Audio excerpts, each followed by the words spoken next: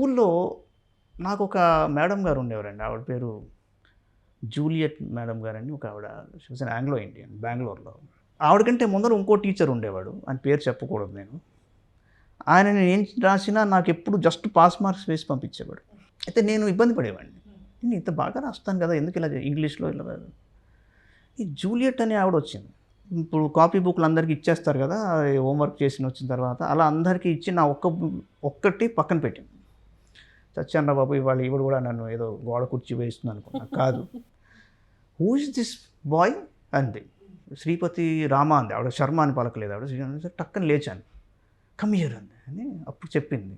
4 లైన్‌లో మొత్తం చెప్తాడు. అలాగే ఉండాలి లాంగ్వేజ్ అని నన్ను పొగడ్డం మొదలుపెట్టింది. అప్పుడు బచ్చగాళ్ళకి తెలియదు కానీ నాకప్పుడు I had this bitter experience and it was a revealing experience.